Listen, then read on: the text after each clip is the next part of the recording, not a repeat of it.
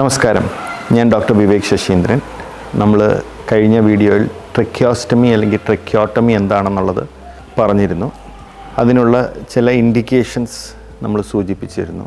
ഏറ്റവും കോമൺ ആയിട്ടുള്ളൊരു ഇൻഡിക്കേഷൻ ഈ പറഞ്ഞൊരു പ്രൊലോങ്ഡ് അല്ലെങ്കിൽ കുറച്ചധികം നാൾ റിക്കവറി ടൈം എക്സ്പെക്റ്റ് ചെയ്യുന്ന പേഷ്യൻസ്, അതായത് ICU സ്റ്റേ ഉള്ള പേഷ്യൻസ്, ചെസ്റ്റ് മോശമായിട്ടുള്ള പേഷ്യൻസ്, അങ്ങനെയുള്ള ചില ഇൻഡിക്കേഷൻസിലാണ് നമ്മൾ ഈ ട്രക്കിയോസ്റ്റമി കൺസിഡർ ചെയ്യുന്നത്. അതിന് പുറമെ എമർജൻസി ആയിട്ടുള്ള ഇൻഡിക്കേഷൻസിനെ കുറിച്ച് ഞാൻ സൂചിപ്പിച്ചിരുന്നു. പലപ്പോഴും നമ്മൾ പേഷ്യൻറ്റിൻ്റെ റിലേറ്റീവ്സിൻ്റെ അടുത്തൊരു ട്രക്കിയോസ്റ്റമി അല്ലെങ്കിൽ ട്രക്കിയോട്ടമി ചെയ്യണം എന്ന് നമ്മൾ കൗൺസിൽ ചെയ്യുമ്പോൾ പലപ്പോഴും മനസ്സിൽ വരുന്ന സംശയങ്ങൾ, ഇതൊരിക്കൽ ചെയ്ത് കഴിഞ്ഞാൽ നമുക്ക് ട്യൂബ് മാറ്റാൻ പറ്റുമോ, അതോ ഇത് ജീവിതകാലം മൊത്തം തുടരേണ്ട ഒരു സാഹചര്യം വരുമോ എന്നുള്ളൊരു സംശയം പലപ്പോഴും പേഷ്യൻറ്റിൻ്റെ സൈഡിൽ നിന്നുണ്ടാകാറുണ്ട്. ട്രക്കിയോസ്റ്റമി തീർച്ചയായിട്ടും ഒരു റിവേഴ്സിബിൾ പ്രൊസീജിയറാണ്. എന്ന് വെച്ചാൽ നമുക്ക് ആ ട്യൂബ്, അതായത് അതിൻ്റെ ഉപയോഗം കഴിയുന്നത് വെച്ച് പേഷ്യൻറ്റിൻ്റെ കണ്ടീഷൻ ഇമ്പ്രൂവ് ആകുന്ന ഒരു സാഹചര്യത്തിൽ നമുക്ക് തീർച്ചയായിട്ടും ഈ ട്യൂബ് റിമൂവ് ചെയ്യാൻ പറ്റുന്നതാണ്. അപ്പോൾ ഇത് യൂഷ്വലി എന്തിനാണ് നമ്മൾ ഈ ട്രക്കിയോസ്റ്റമി ട്യൂബ് ഇടുന്നത്?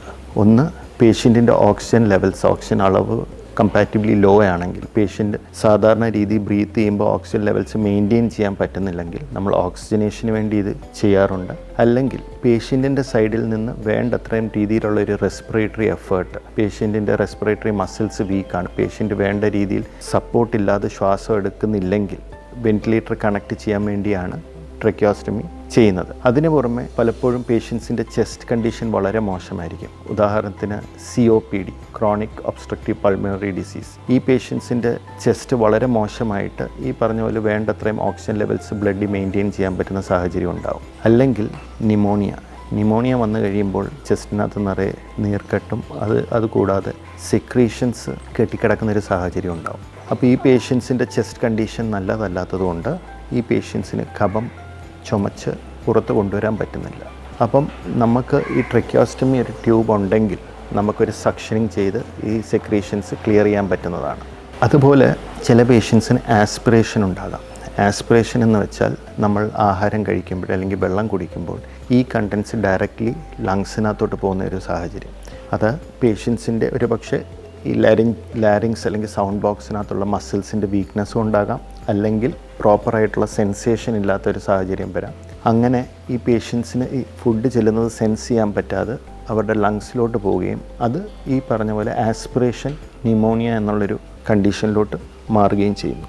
അപ്പം നമ്മുടെ ലങ്സ് അല്ലെങ്കിൽ നമ്മുടെ എയർവേ പ്രൊട്ടക്റ്റ് ചെയ്യാൻ വേണ്ടിയും കൂടാണ് ചിലപ്പോൾ നമ്മൾ ഈ ട്രക്കിയോസ്റ്റമി പ്രൊസീജിയർ ചെയ്യുന്നത്. തീർച്ചയായിട്ടും മിക്ക പേഷ്യൻസിലും, അതായത് over a period of time ഈ പ്രൈമറി കണ്ടീഷൻ റിസോൾവ് ആകുന്നതനുസരിച്ച്, സ്വോളോയിങ് ഇമ്പ്രൂവ് ആകുന്നതനുസരിച്ച്, അല്ലെങ്കിൽ കോഫ് റിഫ്ലക്സ് സ്ട്രോങ് ആകുന്നതനുസരിച്ച് നമുക്ക് ഈ പേഷ്യൻറ്റിനെ ഡീകാനുലേറ്റ് ചെയ്യാൻ പറ്റുന്നതാണ്. ഡീകാനുലേഷൻ എന്ന് വെച്ചാൽ നമുക്ക് ഈ ട്രക്കിയോസ്റ്റമി ഊരി മാറ്റാൻ പറ്റുന്നതാണ്.